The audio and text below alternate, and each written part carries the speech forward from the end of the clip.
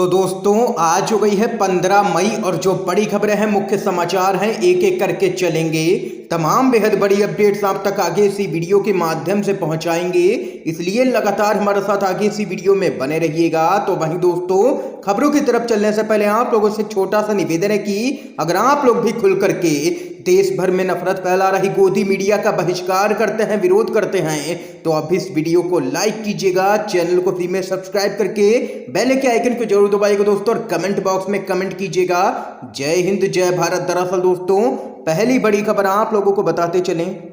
ज्ञानवापी मस्जिद में 3 घंटे तक चला है सर्वे, ताला तोड़ तहखानों में घुसी है टीम। ओवैसी बोले, मक्कारी से एक मस्जिद छीनी है, दूसरी नहीं छीन पाओगे। खबर बताते चलें, यूपी की धर्मनगरी वाराणसी के श्रृंगार गौरी मामले में ज्ञानवापी मस्जिद का सर्वे हुआ है। कोर्ट के आदेश के बाद सर्वे के पहले दिन एडवोकेट कमिश्नर ने मस्जिद के तहखाने में 4 कमरों और पश्चिमी दीवार का सर्वे किया है। यह सर्वे करीब 3 घंटे तक चला है। इस दौरान वादी प्रतिवादी के साथ दोनों पक्षों के वकील भी सर्वे के लिए मस्जिद के अंदर पहुंचे थे। और वहीं आप लोगों को बताते चलें, करीब 52 लोग सर्वे के लिए परिसर के अंदर गए थे। और वहीं एआईएमआईएम के प्रमुख असदुद्दीन ओवैसी ने इस पूरे मामले पर कहा है कि बाबरी मस्जिद पर कोर्ट का फैसला आ गया और अब ज्ञानवापी का मसला शुरू हो गया है। मैं हुकूमत को ये बता देना चाह रहा हूं कि हमने एक बाबरी मस्जिद को खोया है, दूसरी मस्जिद को हरगिज नहीं खोएंगे। उन्होंने कहा है कि तुमने मक्कारी से हमारी मस्जिद छीनी थी, दूसरी मस्जिद नहीं छीन पाओगे। ज्ञानवापी मस्जिद थी, है और रहेगी। ये यहाँ पर कहना है पूरे मामले पर असदुद्दीन ओवैसी का। वह लगातार भाजपा और केंद्र की मोदी सरकार पर हमला भराए हैं इस पूरे मामले को लेकर के। इस बीच एक और बड़ी खबर बताते चले आप लोगों को। पिछले राष्ट्रपति चुनाव में भाजपा को समर्थन देने वाले दल दे सकते हैं इस बार के राष्ट्रपति चुनाव में भाजपा को बड़ा झटका। एनडीए के सपोर्ट पर बीजेडी का सस्पेंस, नवीन पटनायक ने दे दिया है बड़ा बयान। खबर बताते चले, बीजू जनता दल के नेता नवीन पटनायक ने कहा है कि आगामी राष्ट्रपति चुनाव में उनकी पार्टी उम्मीदवार देख करके ही फैसला करेगी कि किसे समर्थन देना है और किसे नहीं। दरअसल दोस्तों, राष्ट्रपति चुनाव इस साल जुलाई में होना है। एनडीए को अपने प्रत्याशी की जीत सुनिश्चित करने के लिए ओडिशा के मुख्यमंत्री नवीन पटनायक की बीजेडी या फिर जगन मोहन रेड्डी की वाईएसआर कांग्रेस के समर्थन की जरूरत पड़ेगी। और वहीं खबर के मुताबिक इस चुनाव में जीत के लिए 5,49,452 वोटों की जरूरत होगी, लेकिन एनडीए इस समय बहुमत से 9,000 वोट यानी कि करीब 1.2% वोट पीछे दिखाई दे रही है। और ऐसे समय में नवीन पटनायक का यह बयान बहुत ही महत्वपूर्ण हो जाता है कि वह यहाँ पर उम्मीदवार देख करके ही फैसला करेंगे कि राष्ट्रपति चुनाव में किसका समर्थन करना है और किसका नहीं। इस बीच एक और बड़ी खबर बताते चलें, त्रिपुरा के मुख्यमंत्री बिप्लब देब ने दिया है इस्तीफा। आप लोगों को बताते चलें, त्रिपुरा में हुए एक बड़े राजनीतिक घटनाक्रम में राज्य के मुख्यमंत्री बिप्लब कुमार देब ने अपने पद से इस्तीफा दे दिया है। त्रिपुरा में अगले साल विधानसभा के चुनाव होने हैं और बिप्लब देब के इस्तीफे को लेकर के काफी लंबे समय से राज्य की सियासत में चर्चा भी चल रही थी। और वहीं त्रिपुरा के नए मुख्यमंत्री का चेहरा भी भाजपा ने तय कर लिया है। डॉक्टर माणिक साह अगले मुख्यमंत्री होंगे। और वहीं सूचना आ रही है कि बिप्लब देब को प्रदेश अध्यक्ष बना सकती है भाजपा। तो यहाँ पर दोस्तों देख सकते हैं कि एक और चुनावी राज्य में भाजपा के मुख्यमंत्री का इस्तीफा और भाजपा को मुख्यमंत्री बदलना पड़ा है। इस बीच एक और बड़ी खबर बताते चलें, अगर राहुल गांधी नहीं मान रहे हैं तो प्रियंका गांधी को बना दो पार्टी का अध्यक्ष, चिंतन शिविर में उठी है मांग। खबर आप लोगों को बताते चलें, राजस्थान के उदयपुर में चल रहे कांग्रेस पार्टी के नवसंकल्प चिंतन शिविर में प्रियंका गांधी को पार्टी का नया अध्यक्ष बनाने की मांग उठी है। कांग्रेस के नेता आचार्य प्रमोद ने यह कहकर के इस मांग को हवा दे दी है कि प्रियंका गांधी वाड्रा पार्टी के सबसे लोकप्रिय चेहरा हैं। अगर राहुल गांधी पार्टी की जिम्मेदारी स्वीकार नहीं करना चाहते हैं तो फिर प्रियंका गांधी को पार्टी का अध्यक्ष बना देना चाहिए। इसके साथ ही आचार्य प्रमोद ने कहा है कि देश के करोड़ों लोग और लाखों कांग्रेस के कार्यकर्ता चाहते हैं कि राहुल गांधी पार्टी अध्यक्ष की जिम्मेदारी को संभालें। अगर वह पार्टी का अध्यक्ष नहीं बनना चाहते हैं तो फिर कांग्रेस पार्टी यहां पर प्रियंका गांधी को पार्टी का अध्यक्ष नियुक्त करे। ये यहां पर आचार्य प्रमोद ने मांग की है कांग्रेस पार्टी के चिंतन शिविर के बीच। एक और बड़ी खबर आप लोगों को बताते चले दोस्तों, देश के ताजा हालात पर 3 बड़े मुस्लिम संगठनों ने जताई है चिंता। खबर आप लोगों को बताते चलें, देश के ताजा हालात पर 3 बड़े मुस्लिम संगठनों ने काफी चिंता व्यक्त की है। संगठनों के जिम्मेदारों का आरोप है कि केंद्र की सत्ता पर काबिज भारतीय जनता पार्टी अपने खास मकसद और एजेंडे के तहत समाज में नफरत का जहर घोलने का लगातार काम कर रही है। और वहीं मुस्लिम संगठनों ने दिल्ली में 2 दिवसीय सम्मेलन आयोजित करने का भी फैसला किया है।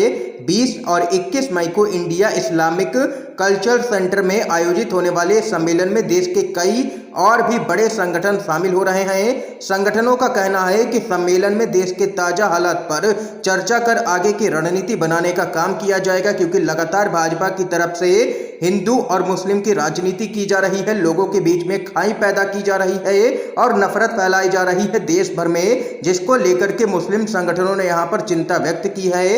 इस बीच एक और बड़ी खबर बताते चलें आप लोगों को दोस्तों, बीजेपी और जेडीयू में सब कुछ ठीक ठाक नहीं है, बहुत जल्द ही हो सकती है उठापटक, उपेंद्र कुशवाहा ने कर दिया है इशारा। खबर आप लोगों को बताते चलें, बिहार में जातीय जनगणना को लेकर के जारी सियासत अब राजनीतिक रंग लेने जा रही है। बिहार में जेडीयू और बीजेपी में इस मसले को लेकर के सब कुछ ठीक नहीं चल रहा है। अभी कृषि मंत्री अमरिंदर प्रताप सिंह के उस बयान को 24 घंटे नहीं बीते जिसमें उन्होंने तेजस्वी के इशारे पर सरकार नहीं चलने देने की बात कही थी, उसके तुरंत बाद उपेंद्र कुशवाहा इस मसले पर मैदान में कूद चुके हैं। मामला अब धीरे धीरे नीतीश कुमार के हाथों से निकल करके जेडीयू के अन्य नेताओं के बयानों में उलझता जा रहा है। बीजेपी का भी अपने नेताओं पर कंट्रोल नहीं है। और वहीं आप लोगों को बताते चलें, बीजेपी की वजह से जातीय जनगणना में देरी हो रही है, ये यहां पर जेडीयू के नेताओं का कहना है। और वहीं आप लोगों को यह भी बताते चलें, पिछले कुछ समय में लगातार नीतीश कुमार और तेजस्वी यादव बंद कमरे में मुलाकात भी कर रहे हैं, जिसको लेकर के अब यहां पर कई तरह की अटकलें भी लगाई जा रही हैं।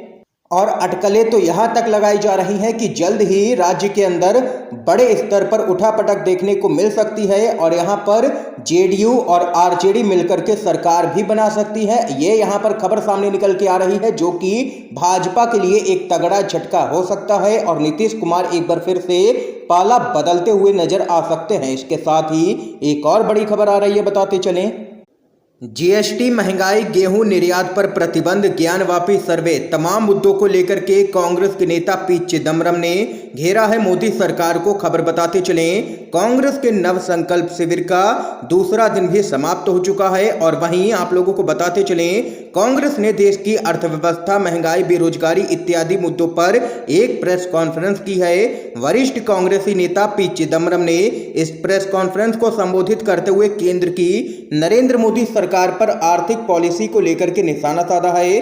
उन्होंने कहा है कि सरकार की आर्थिक पॉलिसी का नतीजा है कि गरीबी और बेरोजगारी लगातार देश में बढ़ रही है। यह सरकार गरीब, किसान और युवाओं की विरोधी सरकार है। देश की इकोनॉमिक पॉलिसी को पूरी तरह से रीसेट करने की जरूरत है। उनका कहना है कि वर्तमान की केंद्र की मोदी सरकार से कोई भी उम्मीद नहीं की जा सकती है। राज्यों को जीएसटी की राशि का भुगतान नहीं किया जा रहा है। जनता महंगाई और नौकरियां खोने से त्रस्त है। नरेंद्र मोदी की सरकार पूरी तरीके से हर मोर्चे पर फेल रही है। इसके साथ ही चिदम्बरम ने गेहूं के निर्यात पर रोक लगाने के मोदी सरकार के फैसले का भी विरोध किया है और इसे किसान विरोधी फैसला करार दिया है। ये यहाँ पर तमाम मुद्दों को लेकर के कांग्रेस पार्टी के चिंतन शिविर में घेरा है पी चिदम्बरम ने केंद्र की मोदी सरकार को। इस बीच एक और बड़ी खबर आप लोगों को बताते चलें, कांग्रेस के चिंतन शिविर में प्रस्ताव, चुनावों के दौरान धार्मिक स्थलों में ना जाएं, पार्टी के बड़े नेता। खबर आप लोगों को बताते चलें, राजस्थान के उदयपुर में कांग्रेस का चिंतन शिविर जारी है, जिसमें पार्टी के तमाम बड़े और छोटे नेता हिस्सा ले रहे हैं। अब इस शिविर में मांग की गई है कि चुनावों के वक्त पार्टी नेतृत्व मंदिर, मस्जिद, चर्च या दूसरे धार्मिक स्थलों में ना घूमे या ना जाए। चिंतन शिविर में मौजूद कुछ सदस्यों ने ये प्रस्ताव रखते हुए कहा है कि ऐसा करने से कांग्रेस के वोटर भ्रमित होते हैं और इससे सही संदेश भी नहीं जाता है। यही नहीं, इस प्रस्ताव में इस बात पर भी जोर दिया गया है कि कांग्रेस को बीजेपी के सामने एक मजबूत धर्मनिरपेक्ष स्टैंड लेना चाहिए। ये यहाँ पर दोस्तों इस समय की आज की सभी बड़ी खबरें थी, मुख्य समाचार थे जो हमने आप लोगों तक पहुंचाए हैं UNVDV के माध्यम से। अगर आप लोगों को ये वीडियो पसंद आया हो तो इस वीडियो को लाइक कीजिएगा, ज्यादा से ज्यादा इस वीडियो को शेयर कीजिएगा ताकि आप सभी के दोस्त भी मुख्य समाचारों को जान सकें। वीडियो देखने के लिए आप सभी दोस्तों का बहुत बहुत धन्यवाद।